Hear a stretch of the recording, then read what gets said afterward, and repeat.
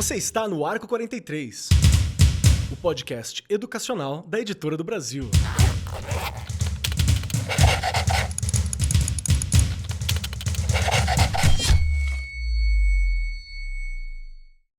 Saudações para você, meu querido professor, minha querida professora, você que acompanha o Arco 43 Podcast. Seja muito bem-vindo, cole conosco, porque hoje o tema é um daqueles temas que são essenciais que o professor discuta, que a escola pense, que a sociedade como um todo compreenda ou entenda ao menos, para que a gente possa ter uma educação saudável, um pensamento saudável e inclusive manter aí a melhora, o desenvolvimento de tudo que está relacionado ao pensamento da educação. Nosso tema de hoje é educação emocional na escola. Como cuidar sem sobrecarregar o professor. E sentada à minha destra está ela, Regiane Taveira, que é a minha musa, a minha fortaleza emocional. Tudo bem contigo, Rê? Tá pronta para esse papo? Com um convidado muito especial? Nossa, Keller, tô super bem. E olha, como você já destacou muito bem, um tema que é super relevante, que a gente não pode deixar, né, de falar e de refletir e de estudar sobre, não é verdade? Essa questão de cuidar do emocional, de quem está na escola, na verdade, né? Porque quando a gente olha para uma comunidade inteira, mas será que a gente ultrapassa o limite de professor? Será que tem coisas que a gente não faz além? Essas perguntas sempre vão ficar nas nossas cabeças, ou não, né? Porque hoje a gente tem um convidado aqui que vai nos ajudar muito, tenho certeza disso, não é mesmo, Keller? E é muito bom estar por aqui hoje, porque eu tenho um convidado muito especial que eu tenho certeza que vocês já viram aí na capa do podcast, já viram na chamada, já viram em todos os lugares. Mas está aqui comigo hoje o Rossandro Klinger, que é psicólogo clínico, especialista em educação e desenvolvimento humano, professor palestrante e autor de 7 livros. É embaixador e cofundador da Educa e assina em parceria com a Editora do Brasil o Cora Educação Emocional, que é uma coleção voltada para o desenvolvimento de competências socioemocionais dos estudantes, educadores e das famílias também, o que é um diferencial muito bacana e o material é maravilhoso. Então, junto comigo aqui, o Rossandro. Tudo bem contigo, meu querido? Tudo certinho? Pronto para esse papo? Keller, é uma alegria a gente estar podendo falar com todos os professores que estão aí juntos nesse grande projeto educacional que a Editora Brasil faz, e também as escolas e municípios, estados, enfim, que vão breve estar com a gente no Cora, levando educação socioemocional. Vamos embora aquecer aqui, responder algumas perguntas que podem chegar para as pessoas, e esclarecer um pouco mais sobre esse tema, que é novo por um lado, mas que tem uma história aí antiga, desde a Grécia, quando a gente trabalhava mente e corpo são, né? Perfeito, muito obrigado por estar aqui. E você, meu querido professor, minha querida professora, continue conosco porque nós já começamos o papo. A escola é um dos lugares onde crianças e adolescentes aprendem a conviver, lidar com regras, enfrentar frustrações, construir vínculos, reconhecer limites e participar de uma vida coletiva.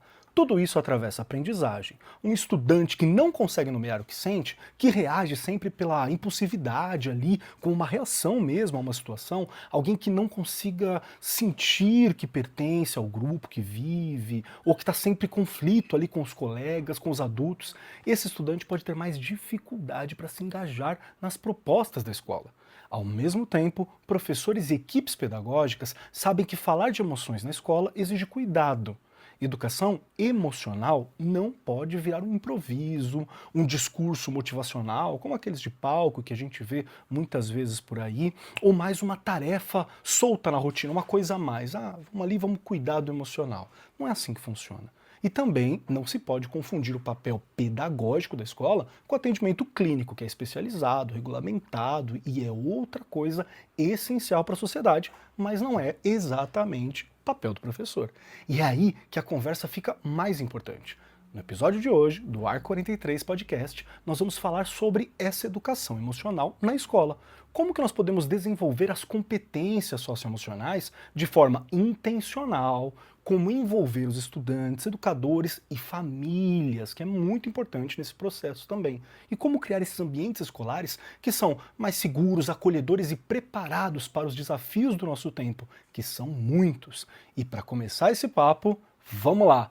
Rossandra, eu quero começar com uma pergunta assim que ela é essencial e para a gente poder entender um pouquinho mais. Primeiro que é muito bom ter você aqui, porque pela sua formação, pela sua história, pelo seu caminho, você tem essa habilidade que é rara, né, de traduzir esses conceitos que são complexos, envolve pensamento psicológico, de uma linguagem que ela é mais acessível para todo mundo. E isso é muito legal. Então, quando eu olho para você agora e falo assim, estou falando de educação emocional. Do que eu estou falando exatamente? E como que eu posso diferenciar esse trabalho, né, de ações pontuais? Porque todo mundo faz alguma ação pontual pensando no emocional, com certeza. Mas o que é uma educação emocional? Né? Não é só sobre convivência, comportamento. Como que funciona? Bom, Kelly, primeiro dizer que eu adorei sua introdução, ela já responde um pouco dessa pergunta que você está me fazendo, mas a gente sim pode aprofundar, esclarecer aqui. Educação socioemocional é ensinar a criança e ao jovem a fazer com as emoções a mesma coisa que a escola já ensina com a letra, com os números, com a história, Boa. com a geografia, que é reconhecer, nomear e, ao fazer isso, usar tudo isso a favor da vida. Porque ninguém nasce sabendo, por exemplo, o que é uma frustração, o que é inveja, o que é raiva, o que é medo. A criança, ela sente, e o adolescente também, uma certa emoção dentro do peito e ela não tem nome para aquilo. Ou às vezes ela até tem, mas ela não sabe o que fazer. É uma geração que sabe dizer o que sente, mas não sabe fazer mas não sabe o que fazer com o que sente. E aí não tem nome, quando a gente não tem nome, ou a gente não sabe fazer algo com o nome que a gente dá, aquilo vai virar o quê? Comportamento. Vira mordida, grito, porta batendo, bullying, cyberbullying, tudo que a gente vê no cotidiano das famílias e da escola. Agora, a diferença para ação pontual é a mesma diferença entre alfabetizar uma criança ao longo do ano e dar uma palestra sobre a importância da leitura. Não vai fazer a criança ler, né? A escola adora uma semana temática. Semana da paz, semana do abraço, todo mundo de camisa branca. É lindo isso. Aí na segunda-feira seguinte, o menino volta a apanhar no recreio. Acabou. Porque ação pontual, exatamente, acabou. Porque ação pontual é um evento, na verdade. A educação socioemocional é um currículo de desenvolvimento do ser. É um trabalho contínuo, com progressão, com intencionalidade, que passa e atravessa o ano inteiro na vida das crianças na escola. Emoção, ela se educa como se educa qualquer coisa. Repetição, vínculo, tempo. E é isso que a gente precisa entender como diferença entre uma ação pontual e educação socioemocional. Perfeito, perfeito. É importante levantar dessa forma, né, dando nome e compreendendo também que não necessariamente o papel do professor é de processar aquela emoção do estudante, porque às vezes a gente não tem esse subsídio, essa técnica, né, não é uma coisa solta lidar com a emoção. Mas o nomear a gente consegue, né? O nomear, Exato. ajudar a nomear, a gente consegue fazer isso. Ajudar a entender que emoção é essa, nós conseguimos fazer. E até eu já ouvi você falando em algumas outras plataformas, alguns outros programas também, o poder da própria escrita, né? Para escrita reflexiva, para você pensar Sim. a respeito disso. E é um lugar bom para se escrever, é a escola. Então eu acho que são Sim. ferramentas que se aliam ali de uma maneira muito legal. Gosto muito dessa parte quando vocês destacam essa questão da gente ir ajudando o aluno a nomear suas emoções. Quando a gente fala, né, de educação emocional lá na escola, é um assunto, na verdade, recente, mas com certeza a gente já fazia isso. A gente sempre fez isso, né? E a gente está aí se referindo a um trabalho que ele tem que ser contínuo, intencional, como vocês já colocaram aqui. Esse desenvolvimento das competências socioemocionais dos estudantes, a gente tem que levá-los aí, né, a essa capacidade de reconhecer, de se compreender, de regular as próprias emoções, estabelecendo aí relações saudáveis, né, tomar decisões responsáveis e lidar com os desafios ali do cotidiano. Não é fácil, parece que é fácil, mas não é fácil. Mas a gente tem que fazer isso de uma forma simples, ajudando este aluno a entender o que ele sente. Porque a partir do que ele sente, ele vai aprendendo a agir com relação a esse sentimento. De novo, não é fácil, mais a gente vai tentando fazer isso lá na escola, não é verdade? E a gente também tem que pensar um pouquinho que a educação emocional, ela não pode ser um evento. Então, faço um evento na escola, faço lá uns cartazes e estou falando de educação emocional. Não, ela é um processo, ela é todo dia, é a todo minuto, sempre que a gente percebe que há necessidade dessa intervenção, que eu brinco, de um adulto, né? Nessa coisa desse aluno se compreender. A gente também tem que pensar um pouquinho que ela tem que estar o tempo inteiro ali integrada ao cotidiano do escolar, e vocês já colocaram isso aqui também. Ela aparece ali, né, nessa relação mesmo. O professor na escuta, de uma forma que ele vai tentando ajudar nesses conflitos durante a rotina da sala de aula. Faz parte ali dessa prática já pedagógica. E lembrando, sempre com intencionalidade pedagógica, não é mesmo? A gente precisa também ter um planejamento, objetivos claros, uma continuidade e acompanhamento desse desenvolvimento dos alunos. E eu gostaria de puxar mais uma questão, porque eu tenho certeza, eu sou professor de filosofia e de história também, né, na escola estadual e na rede privada de São Paulo. E quando a gente pensa sobre os educadores trabalhando no dia a dia com as emoções, eu sei que tem muitos professores que percebem, né, ali na correria, que lidar com essas emoções de uma maneira saudável, se o estudante consegue lidar bem com as próprias emoções, a aprendizagem ela também facilita. A convivência entre os colegas, ela se desenvolve melhor. Então ela tem um caminho para se fazer. Só que, apesar de não ser uma discussão recente, como você mesmo já levantou logo no começo, algo que vem da Grécia Antiga, né? O corpo são, mente sã, a convivência, né?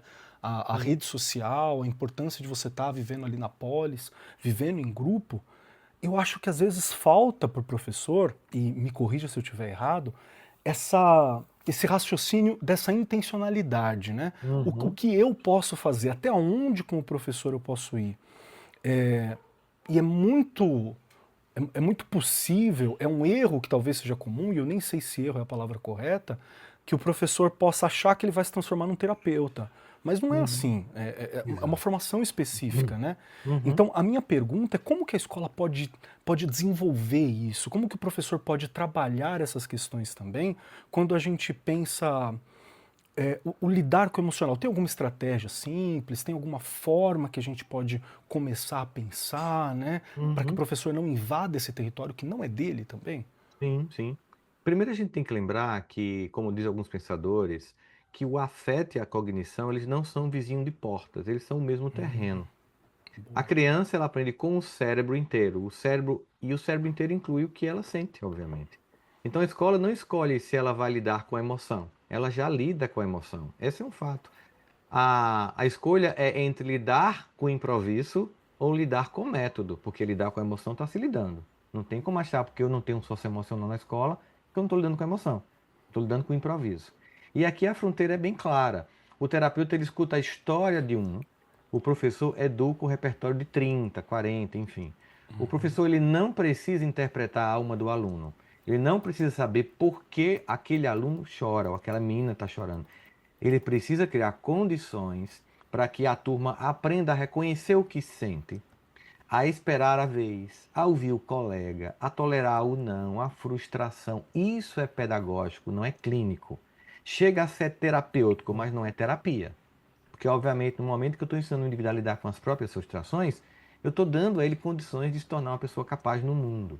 E quando aparece um sofrimento que ultrapassa o muro da escola, o professor encaminha. Ele sabe encaminhar também, saber encaminhar, tipo assim, o que o aluno trouxe, não vou dar conta aqui na sala de aula. Então tem, primeiro, uma equipe na escola de terapeutas e psicólogos que também não vão fazer terapia na escola, mas vão fazer uma escuta no outro nível e até encaminhar. E saber encaminhar é uma competência emocional. O professor que entende isso, ele sai aliviado do processo. Ele descobre que o trabalho dele é grande o suficiente sem precisar carregar o que não é dele. Ou seja, o que ele já faz já tem uma grandeza enorme. E o professor socioemocional, ele tem ainda mais essa habilidade de manejar para 30 e não para um indivíduo, inclusive ter essa capacidade de saber aqui não é mais o socioemocional, ou a escola, ou a filosofia que vai dar conta. Aqui é levar para a equipe da escola, de profissionais de saúde mental, inclusive talvez até já indicar um acompanhamento que a família vai decidir como fará. Perfeito. E aí dá o procedimento que talvez seja o mais correto e mais seguro também, né? Que é dar essa Uhum. continuidade, talvez, dentro de uma terapia mesmo, dentro do ambiente Sim. envolvendo a saúde mental mais ativamente. E a gente pensando nessa linha mesmo, né, Keller, a formação do professor, ela nem sempre vai dar conta de tudo. E tá tudo bem. A gente tem que pensar que hoje as demandas da escola mudaram muito, por isso que a gente precisa ir atrás, a gente não pode parar de buscar conhecimento, de estudar, porque além dos conteúdos, o professor tem que lidar com tudo isso, né? As questões emocionais, os conflitos, a convivência, e a gente tem que ir se preparando o tempo todo para isso. E aí, né, tanto você e aí o próprio Rossandro já destacaram muito bem que a gente tem aí um material, né, como Cora, que faz um super sentido para isso, né? E lembrando, não é para substituir o professor, né? Ele vem para conduzir, para ajudar, ele funciona como um apoio, e aí ele traz ali, né, histórias, atividades, orientações que ajudam esse educador a abordar, né, esses temas delicados, mas ele vai ter um pouquinho mais de segurança, de naturalidade. Isso é super importante, né, para esse professor que e vou me colocar de novo, né, neste momento aí, às vezes a gente não se sente seguro, e a gente precisa sim de um material, e esse é um material que com certeza vai ajudar o professor, e o professor continua sendo protagonista desse processo, o material só organiza o caminho e oferece ferramentas para que ele possa então ali, né, fazer um trabalho com mais naturalidade, sem precisar criar tudo do zero. Isso já vai dar conta aí de muita coisa e contribuir muito no trabalho desse professor. Eu gosto Uhum. muito disso, Rossandro, porque quando eu ouço você falando, além de ter uma clareza muito grande, você tem um direcionamento sobre a importância de entender essas instâncias, né? Então, Uhum. o trabalho que o professor pode fazer, ele de maneira nenhuma é insignificante, muito pelo Sim, contrário. sim. Muitas vezes vai ser, dependendo do local, dependendo de onde se atinge, vai ser a única ferramenta que o estudante pode vir a ter acesso para entender o seu ambiente emocional, né? O ideal era que a família também Sim, sim, participasse, sim. mas a gente Uhum. não pode esperar que isso aconteça Uhum. com absoluta certeza, né? Uhum. E então, quando a escola direciona, isso é muito legal. E aí eu queria puxar só rapidinho também, que é parabenizar o seu trabalho, o trabalho da sua equipe, o trabalho da Editora do Brasil também, que quando a gente olha para um material como Cora, assim, ele tem esse diferencial mesmo, que é instruir o professor sobre as instâncias, trabalhar Uhum. o estudante e tem o trabalho com a família, que é algo que eu acho muito legal. Então você tem ainda essa outra dimensão, que é uma educação mesmo geral, né, para todos que estão ali. Sim, sim. E isso é legal, porque está dentro da BNCC, que é Uhum. a Base Nacional Comum Curricular, né, para quem está ouvindo a Uhum. gente, que traz as competências que muitas vezes o professor olha para elas e não sabe bem o que fazer. Porque você olha Uhum. lá, competência do autoconhecimento, da empatia, da colaboração, da responsabilidade, tomada de decisões. E aí eu falo, como eu vou lidar com isso na história, né? Eu vou falar das Sim. decisões do Alexandre o Grande. Pode ser que o professor se pegue nessas situações, até porque Uhum. a gente sabe que o preparo do professor dentro da universidade, ela não é suficiente para a realidade de uma sala de aula, né? A gente já sai Sim. defasado. Uhum. Então, é interessante quando a gente olha para essas competências e como que os materiais, como essas propostas que você levanta, elas podem auxiliar a desenvolver isso, né? E aí eu quero puxar mais essa questão que é sobre dá para isso aparecer de uma forma concreta na rotina da escola? Uhum. Porque beleza, tô ouvindo, tô tendo esse espaço, mas eu vou ter um momento para isso, na rotina mesmo, na correria, entre uma prova, entre uma outra realidade. E isso se encaixa, porque como não é exatamente uma matéria como uma disciplina, muitas vezes, né, não é exatamente uma escrita, parece que não pertence à rotina daquela escola tradicional que nós imaginamos, né? Então, Exato. como que isso aparece na rotina da escola? Ela aparece quando retomando um pouco do que a gente falou na questão anterior, quando deixa de ser um cartaz de um evento e vira uma prática no dia a dia, no Uhum. cotidiano. Lembrando que as emoções, elas não... Ah, não, hoje é dia de trabalhar inveja, né? Eu sempre digo que o Cora é um material que você tem que olhar ele como um conjunto de Legos. Porque eu posso, na mesmo Boa. quinto ano A, tá dando um tema do Core e o quinto ano B outro. Por quê? Porque aqui surge um evento de inveja muito propício da sala, ou de raiva, ou de bullying, que demanda, eu vou trabalhar esse tema e não o que o livro vem indicando, porque não é matemática, que eu tenho que seguir uma lógica para o desenvolvimento cognitivo. As emoções, elas emergem. Às vezes é um Uhum. evento, por exemplo, a gente está aqui hoje gravando isso, e foi um dia depois que a gente saiu da Copa. Então, É certamente verdade. hoje é um dia de trabalhar, por exemplo, decepção, se reinventar. O autoconhecimento, ele aparece quando o professor, a professora, antes de perguntar onde o aluno errou a conta, pergunta o que ele sentiu quando ele travou, na verdade. Porque empatia aparece na mediação do conflito no recreio, quando o adulto sente que os dois envolvidos, né, que estão lá, e como cada um tem o que dizer com as próprias palavras o que o outro sentiu. Então a gente percebe que na verdade, a grande questão do socioemocional, sabe, Keller, que eu acho incrível, é que o socioemocional transforma as emoções não num problema a ser evitado, mas em eventos a serem trabalhados. Então a colaboração aparece no trabalho em grupo em que o professor avalia o processo e não só o cartaz bonito no final. A responsabilidade, por exemplo, ela vai surgir nos combinados que a turma constrói junto, porque regra que a criança ajudou a fazer tem outro peso na vida dela. Quando a gente participa e a gente sente que fez parte do processo, tem muito mais adesão. E a tomada de decisão, ela também vai surgir toda vez que o aluno escolhe um caminho e depois volta para olhar e escolher, deu certo, não deu, eu faria diferente. Repare que nada disso pede hora extra na grade, pede intenção. A rotina escolar já está cheia de situações emocionais acontecendo, não precisa criar, elas Uhum. já estão acontecendo lá.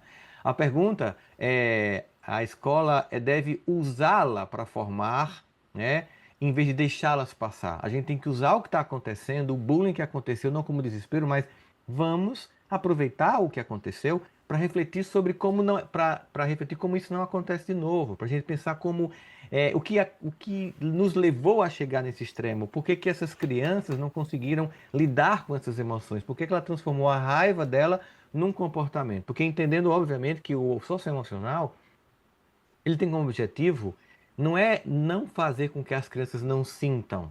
É impossível evitar que eu sinta raiva de um colega que quebrou meu brinquedo na escola.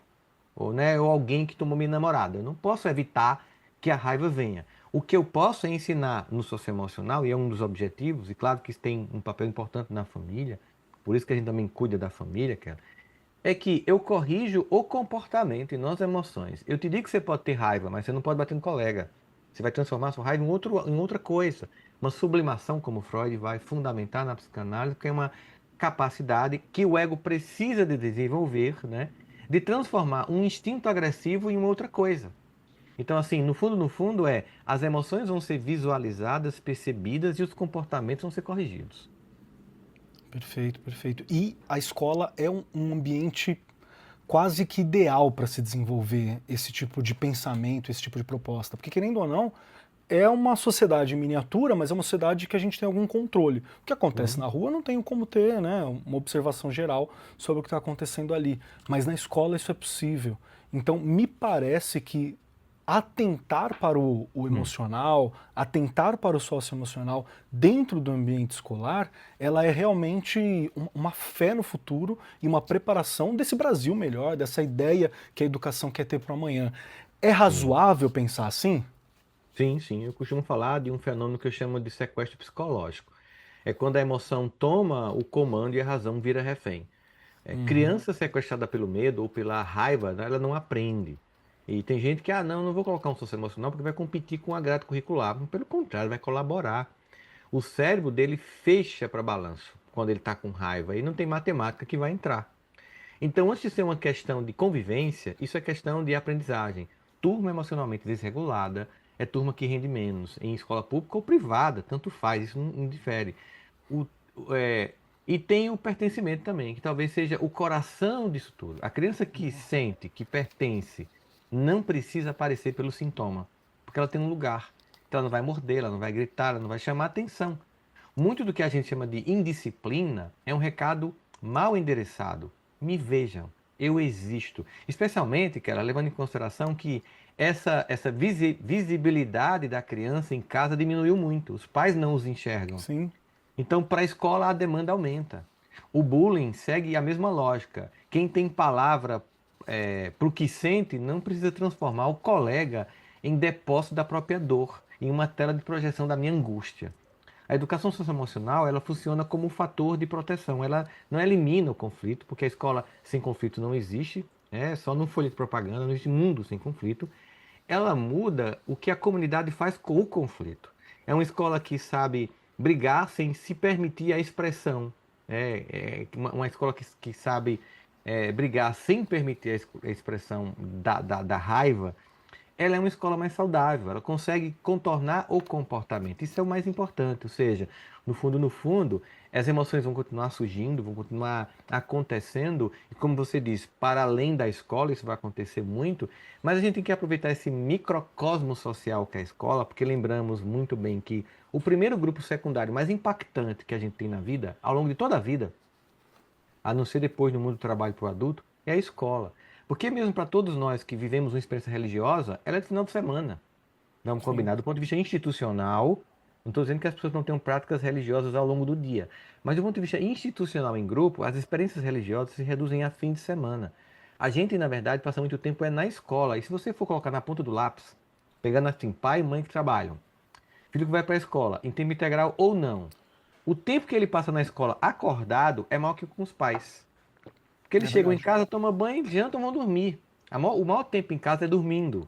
Né? No mundo do trabalho não é diferente. A gente passa a maior parte do tempo dormindo. O maior tempo em estado de vigília é na escola e no trabalho. Transformar esse ambiente num ambiente saudável é fundamental para que todo o contexto social, né, seja muito melhor. O grande problema do pacto coletivo brasileiro para uma sociedade mais justa, mais coerente, mais ética, é justamente que a gente precisa não apenas dotar as crianças e adolescentes da compreensão sobre, por exemplo, quais são as capitais da Europa, que ele pode dar um Google ou agora uma IA e imediatamente saber disso. É saber como lidar com a raiva, com a frustração, como não jogar lixo na rua, é entender que tem um outro nesse coletivo que precisa ser respeitado, porque eu também quero esse respeito. Concordo plenamente, né, assim, com essa questão de que os conflitos irão continuar. Os conflitos não vão deixar de existir, né? Onde há pessoas, onde há relações ali, os conflitos não deixam de existir. Mas aí a gente pode pensar, né, contudo, né, para lidar com isso, a gente pode ter alguns passos aí, né? Incorporando na rotina da escola pequenas práticas que já vão fazer diferença, rodas de conversa, momentos de escuta, combinados de convivência, né? Ali construídos pela própria turma, eles precisam fazer parte, né, dessa construção. Aí estratégias ali para resolução de conflitos, que também podem ser criadas aí pelos alunos e pelas alunas. A gente vai pensando aí, né, dando nome a essas emoções, como já foi dito aqui muito bem, né, ajudar esse aluno a identificar quando ele está com ansiedade, quando ele está com raiva, né, já é um passo super importante, né, e modelando também comportamentos, isso pode contribuir. O professor não precisa ser um terapeuta, mas é uma referência. E aí ele vai agindo aí, né, com essa escuta, ele vai tentando ali resolver situações junto com o grupo e também conectando a emoção à aprendizagem, né?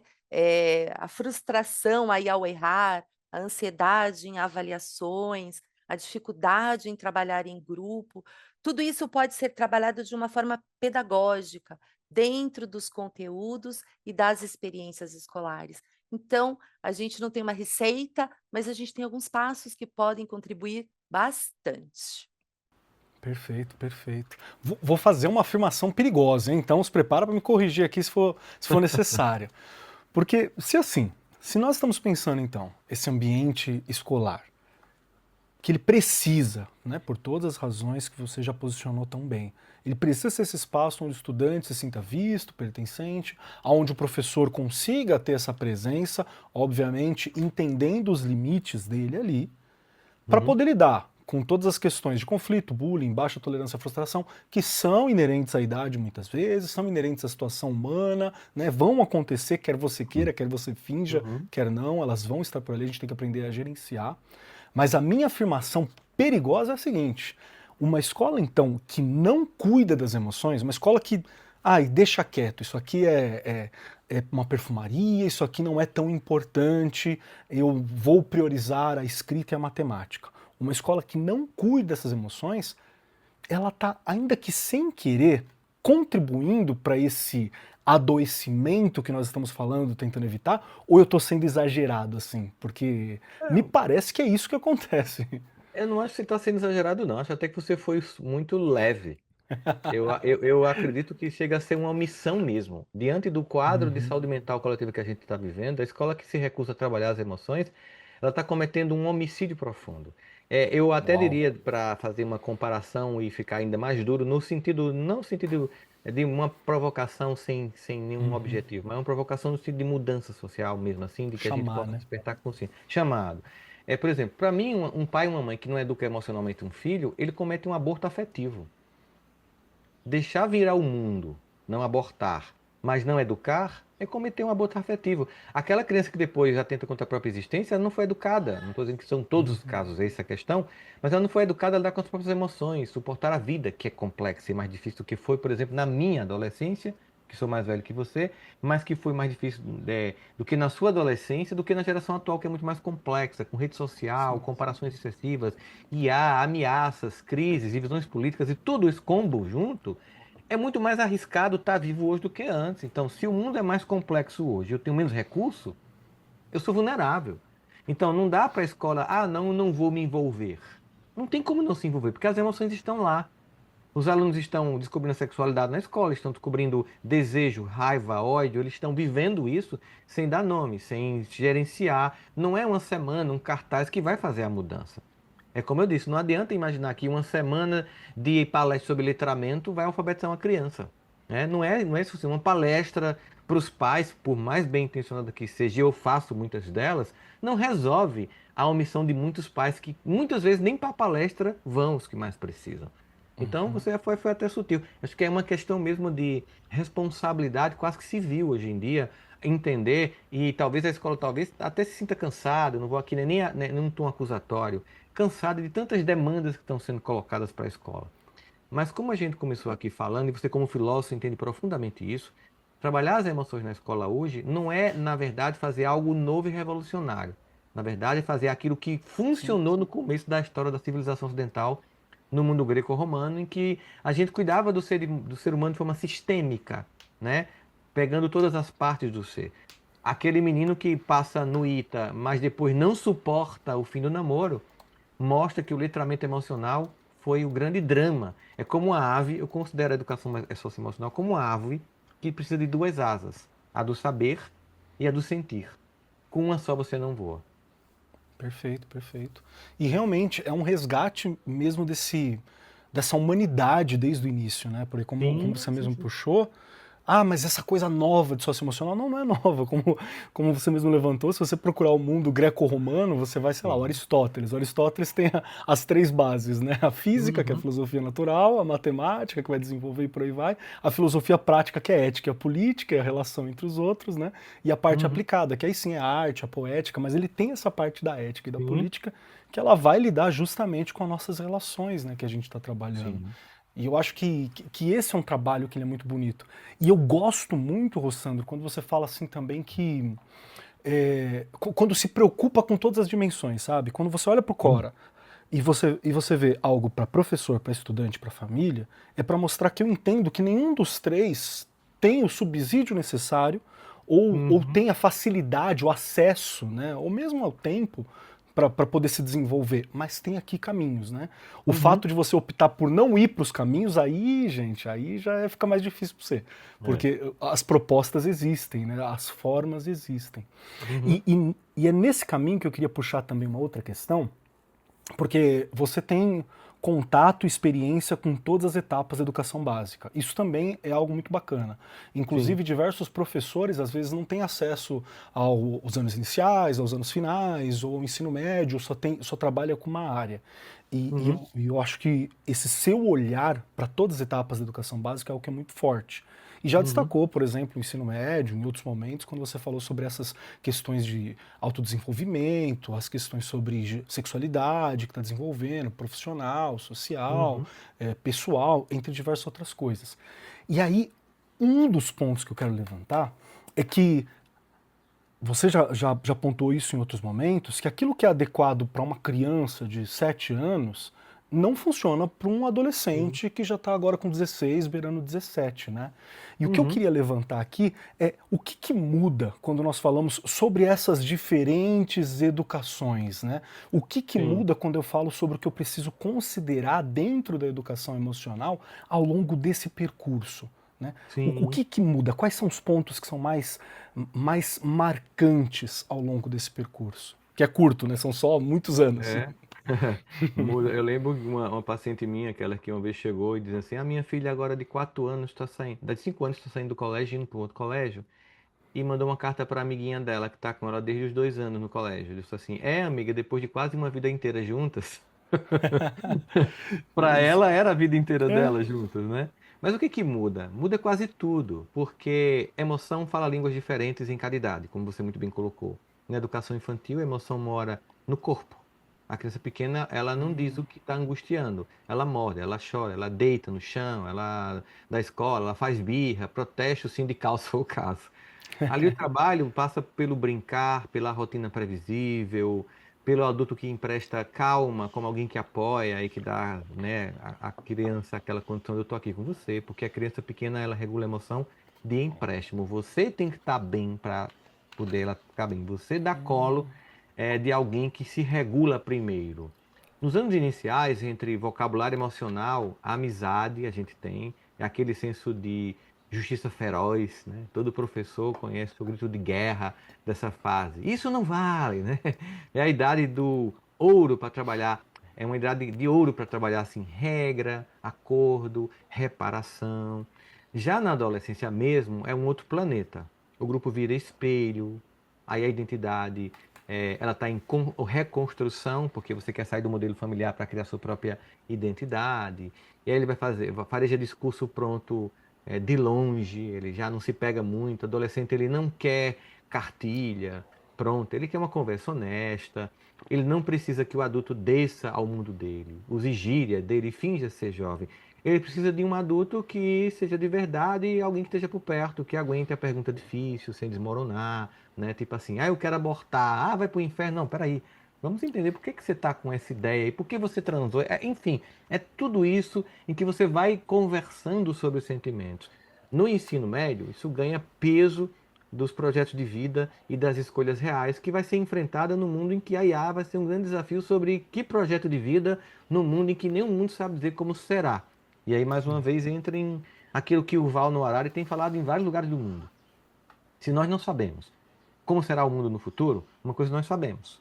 As emoções humanas são as mesmas desde alguém que estava numa biga romana, ou numa conversa numa praça de Atenas, a alguém que está hoje na Avenida Paulista ou está andando num jatinho particular. É o ser humano e suas emoções, elas não mudarão com as mudanças tecnológicas. Então, mais uma importância para a gente dar para a educação socioemocional, já que é imprevisível do ponto de vista técnico intelectual que o mundo vai esperar de nós, mas das emoções não vai mudar, não. Perfeito. E lembrando também que quanto mais cedo começar a trabalhar as questões emocionais, também é cumulativo de uma certa forma, né?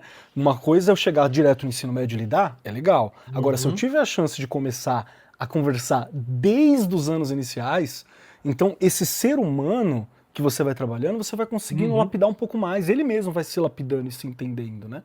Então, É verdade. entender também que o pensamento, emocional, lidar com o emocional, ele é uma progressão e ele é cumulativo. Quanto mais cedo se trabalhar, melhor se desenvolve. É um pensamento correto?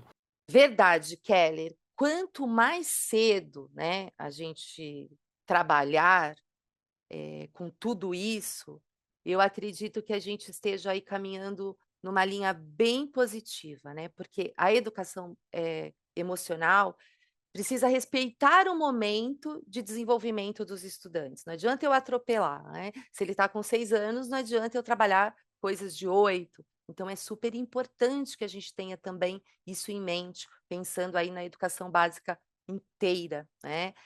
Na educação infantil, a gente aí olhando bem, por cima, né, na verdade, o foco está ali nele ir reconhecendo essas emoções, né, com muito apoio ainda de um adulto. Aí a gente pensa lá nos anos iniciais, que é onde eu estou, né, a minha casa. As crianças já começam a refletir um pouco mais, a desenvolver empatia, a participar da construção das regras, como a gente já falou anteriormente, essas regras de convivência, esses combinados. Aí a gente pensando um pouquinho lá nos adolescentes, o trabalho já ganha mais profundidade. A gente tem ali, né, os temas já entram mais como identidade, pertencimento, tomada de decisões, né, e são relações aí mais complexas nessa faixa etária. Então, pensando nisso, a educação emocional, ela não muda de importância, ela muda de forma a cada faixa etária. Ela vai crescendo junto com esse estudante e acompanhando ali e ajudando no desenvolvimento. Com certeza, a gente sabe disso. Eu acho que é fundamental entender que a gente vai corrigindo cedo. Infelizmente, alguns pais acham que não é cedo demais para. Não, não é cedo demais para. Na verdade, a janela de correção vai diminuindo conforme a criança vai ficando mais velha. Então, quanto mais rápido eu intervenho na mudança de atitude, melhor é para a criança. A gente tem que tirar essa ideia. Não é muito criança para entender. Ela vai entendendo com o seu comportamento. Depois você vai sendo a pessoa que regula ela até que ela vai se regulando. São Uhum. processos que a gente encara. Então, a gente tem que ter essa capacidade de enxergar isso como oportunidade, no fundo, no fundo. Perfeito, perfeito.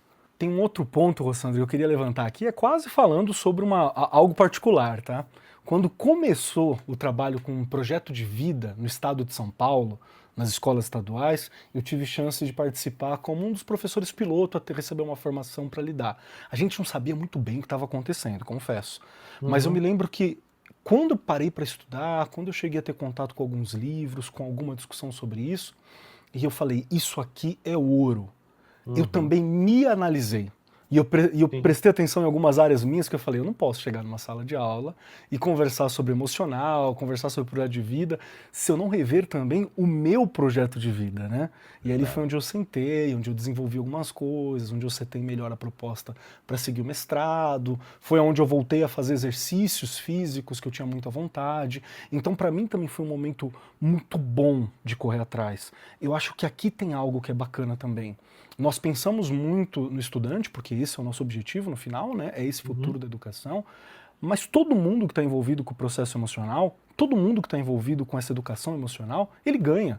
Não tem Sim, sim. ninguém nesse processo que sai perdendo. O professor que se aplica nessa questão, ele vai se desenvolver, ele vai ser o melhor pai, vai ser o melhor professor, vai ser uma melhor pessoa, né?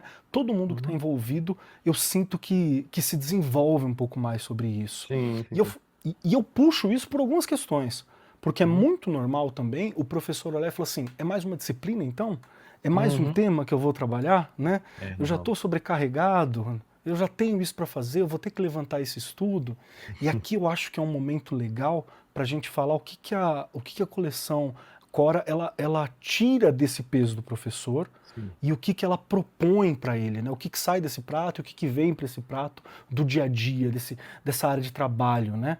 Porque a ideia, Sim. novamente, é a ideia da Editora do Brasil, a ideia de todo mundo que se envolve com educação, é a sua ideia, é a ideia da tua equipe, é a ideia desse podcast que está aqui, Sim. justamente é trazer para o professor essas informações de uma Sim. forma que não esteja sobrecarregando ele, né? Então a Sim. gente pode conversar um pouquinho sobre o que vem para ajudar o professor? Sim, sim. Primeiro pela força da história. A criança fala do personagem para poder falar de si, né? Isso qualquer clínico reconhece, sabe disso. O menino conta o segredo dele pela boca do boneco. Então, quando o material traz personagens, por exemplo, enredo, situação, ele cria essa distância protegida. Então a criança discute o medo do personagem e, sem perceber, ela está organizando o próprio medo. Isso é muito legal, né? É muito mais potente do que perguntar de frente o que você está sentindo, que costuma render um silêncio constrangedor, até porque nem a criança sabe dizer. Segundo é pela continuidade. Eu falei lá no início que a ação pontual não educa a emoção. O material estruturado dá uma espinha dorsal do trabalho, progressão pensada, atividade encadeada, começo, meio e fim. Isso vale ouro para o professor, na verdade.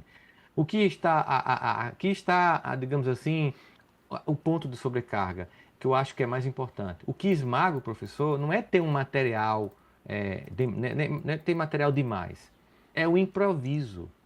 É ter que inventar toda semana sozinho algo que ele não foi formado para criar. Então, É quando a verdade. coleção entrega um caminho com um apoio para o educador junto, ele desenvolve, aliás, ele devolve ao professor o tempo e a energia para fazer o que só ele faz, que é o quê? Que é a relação com o aluno. Porque naquela sala, naquele dia, é esse relacionamento que ele vai se focar, porque o conteúdo está ali. Ele pode explodir o conteúdo, mas ali tem uma espinha dorsal para ele. O material dá estrutura. O professor põe a alma dele ali. E aí sim a coisa acontece. Se quiser entender isso, é fundamental, porque a gente olha para o material não como alguém que vai me sobrecarregar, mas muito pelo contrário, alguém que vai me ajudar a nortear um processo e eu vou ficar livre para fazer o que é essencialmente do educador. Perfeito, perfeito.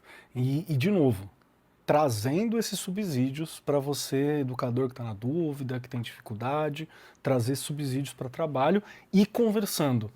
Uhum. O estudante, com o professor, com a família, com todo mundo que envolve na formação dessa criança, desse estudante, né? É um trabalho Sim, muito bonito, viu? Preciso te falar. que bom, Você fico deve feliz. ficar muito orgulhoso de olhar para isso, poder desenvolver esse aspecto que falta tanto para a escola no geral, né? É bacana. Uhum. Eu acho que uma coisa que você sentiu quando você foi lidar com um projeto de vida. Foi. Um lado é o orgulho, outro lado é um lamento. Eu vou dizer qual é o lamento. Meu lamento é não ter tido isso quando eu estudei. Eu não ter Nossa, passado por sim, isso na minha escola. Eu não ter tido educação socioemocional teria me poupado de muita dor de cabeça, sinceramente. sim, sim. Eu tive esse momento ali onde eu olhei e falei, ok, eu preciso desenvolver umas áreas aqui que eu deixei quieto, fui sobrevivendo. E tá tudo bem, Uhum. parabéns que nós sobrevivemos. É, Mas precisa ser desenvolvido, né? A gente precisa se sim. desenvolver como pessoa. É, no fim das contas, esse diferencial que a máquina não vai dar e que Uhum. enquanto tiver gente, é gente para cuidar, né? Acho que isso que é Exatamente. importante. E é verdade, acho que é bem isso, né? Nós, né, o Rossandro destaca, nós não tivemos uma educação emocional no nosso período escolar. E o Keller, acho que, né, Keller, você coloca muito bem, nós sobrevivemos. Mas hoje a gente pensando na escola de hoje, nas crianças, nos adolescentes, a gente sabe sim, precisa de um bom desenvolvimento, de uma boa organização, né? A gente tem que olhar para esse estudante de hoje e pensar que esse impacto das competências socioemocionais no aprendizagem, no processo de ensino e aprendizagem, é importantíssimo, ele faz parte, como sempre fez, é que antes não pensavam muito nisso, né? Brincando um pouquinho. Lá na minha época não pensavam muito nisso. Então, a gente tem que realmente pensar que não dá mais para fugir disso, é uma responsabilidade de quem está lá na escola, não tem como. Claro, com esses limites, o que é da escola, o que não é da escola, quando a gente acha necessário fazer encaminhamentos, porque extrapolou os muros da escola, isso é importante fazer, né? Então, para tudo isso, precisamos nos preparar para desenvolver essa educação emocional, né, lá com os nossos alunos, porque ela deixou de ser um complemento, ela tem que ser feita, né? E faz parte aí da formação integral de cada aluno. E a escola precisa saber oferecer. Exatamente. Perfeito. Muito bom ter conversado com você aqui. E deixa eu te falar uma coisa. Para finalizar Hum. esse programa, nós temos uma tradição. Existe Sim. uma tradição aqui no Ar 43 que o programa só finaliza quando 3 perguntas dificílimas forem respondidas. Ok. Então, se prepara aqui, ó, Manda surpresa. lá.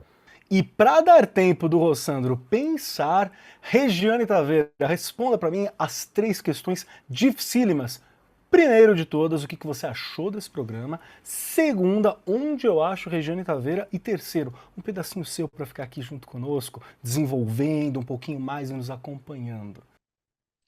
Bora lá, Keller. Se eu gostei do programa, gente, saio daqui mais fortalecida e entendendo um pouco mais sobre o que a gente realmente precisa fazer, mas para além disso, entendendo os limites do que a gente precisa fazer, porque isso é super importante, não é?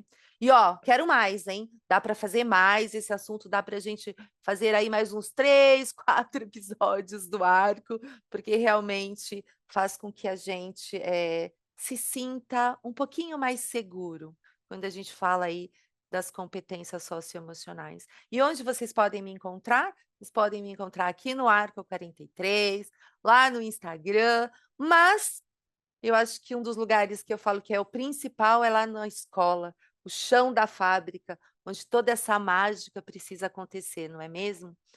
E aí, o que eu vou deixar de dica aqui para o professor e para a professora?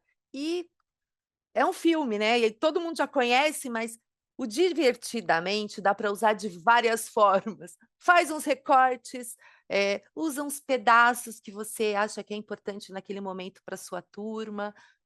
Se achar necessário, passa inteiro de novo, mas dá para brincar um pouquinho com os pedaços desse filme, que com certeza vai contribuir aí bastante no trabalho do professor e de vocês, professores e professoras. Gente, muito obrigada. Amei o programa. Muito obrigada, Keller. Muito obrigada, Rossandro. Obrigada, equipe. Obrigada, obrigada, obrigada mesmo. Vamos embora. Sobre o programa, primeiro agradecer o convite, adorei o programa, especialmente a sua condução leve, participativa, com suas próprias opiniões, não meras perguntas, mas mostrando sua própria trajetória dentro do contexto. Isso é incrível, parabéns, Keller. Parabéns ao pessoal que está fazendo o programa. Para me encontrar, bom, eu tenho coluna na CBN todo dia de manhã, 6h30 da manhã, Refletir para Viver, no Jornal da CBN. Ao vivo eu entro nas quartas-feiras, às 4h15, com a coluna chamada Saúde Integral, e também no final de semana, com a Peter Chaves, com o Divan Todos Nós. Eu tenho um podcast que eu faço ao vivo todo domingo, 10 da manhã, há mais de 4 anos, chamado Cuidando da Alma. Um papo que eu abro ali a câmera, durante quase 1 hora eu converso com as pessoas todo domingo de manhã, há mais de 4 anos. Faça chuva, faça sol. Redes sociais, Rossandro Klinger, só tem eu no Brasil, pelo menos na internet, minha mãe foi bem original no nome. É fácil de encontrar. Livros também, encontrar também. O Cora, você entrando no site da Doutora Brasil, enfim, tá disponível para a gente chegar, no fundo, o objetivo é chegar a muitos corações para que a gente possa ajudar, como a gente estava falando naquela pergunta que você me fez, a sair dessa omissão das escolas e cuidar das emoções dos alunos. E eu diria, como dica minha, pessoal, a coisa mais invejada do mundo hoje não é ter uma Ferrari, não. É ter saúde mental. Eu acho que dizer que dorme sem Rivotril gera inveja na galera. Sabe? Tem que ter a consciência tranquila, que dorme sem medo, porque sabe que está procurando ter coerência, sabe? Que educa os filhos e sabe que está sendo alguém que entrega o melhor que é possível ser entregado para entregar para a vida homens e mulheres de bem. Eu acho que, no fundo, todos nós temos isso é gratuito, sabe? No sentido de que entregar valores não é uma coisa que eu preciso comprar numa loja. É aquilo que eu construo dentro de mim. Então busca na sua vida, sobretudo isso, e muitas vezes para isso acontecer, a minha dica final é exatamente essa, Keller. Faz uma curadoria, sabe? Deixa de procurar e seguir quem não colabora com o teu desenvolvimento como ser humano. Sim. Vai escutar mais filosofia, psicologia, sai um pouco das redes, do ódio, da divisão, das notícias do mundo que você não muda. Vamos ser um pouco mais estoicos. O que é que cabe a mim? Não adianta, ninguém resolve aqui a guerra da Ucrânia, a crise geopolítica, nem a competição pela IA generativa. A gente resolve o filho, o boleto, a vida, o cotidiano. Se a gente fizer um pequeno, um microcosmo, ele interfere no macrocosmo. Né? Vamos ser melhor, que é a melhor contribuição que a gente pode dar para o mundo. Perfeito, perfeito. Muito obrigado por estar aqui com a gente, foi fantástico esse papo. Quero deixar claro para quem está acompanhando que isso aqui é um podcast, tá em vídeo, tá por aí. Então, na aba do lado dá para você abrir o Cuidando da Alma, tá? Que é um papo maravilhoso e já é um podcast também, tá ali do lado. Então, aproveita para ir atrás lá no YouTube, procurar, que é realmente um papo muito bacana. Rossandro, obrigado por esse tempo com a gente, muito obrigado pela sua atenção. Eu quero agradecer especialmente o teu cuidado e a sua didática, porque é algo que é incrível, dá para conversar com todas as idades, é uma formação para o professor. Sempre que eu ouço você falando, sempre que eu ouço você desenvolvendo algo, tem uma atenção ali para o professor, tem esse cuidado de falar assim, ó, até aqui dá para você ir, até aqui já não dá mais, toma cuidado com você, você também não tem que carregar um peso que não é seu, né, que muitas vezes a gente acaba carregando isso também por amor à profissão, por amor ao estudante, por amor às crianças, e eu acho que pontuar essas questões é algo que é muito bom, é muito bacana, e é uma voz lúcida nesse mundo tão doido que a gente tem, né? Agradeço muito por topar estar aqui com a gente. Eu que agradeço, Keller. Tamo juntos. Muito obrigado, viu? É isso. Para você, meu querido professor, minha querida professora, eu sou o Marcos Keller e até semana que vem. Gravação e edição Agência Bowie, produzido pelo Departamento de Marketing da Editora do Brasil. Supervisora de Marketing, Lívia Garcia. Siga-nos nas redes sociais. instagram.com/editora do Brasil _oficial, facebook.com/editora do Brasil e youtube.com/editora do Brasil.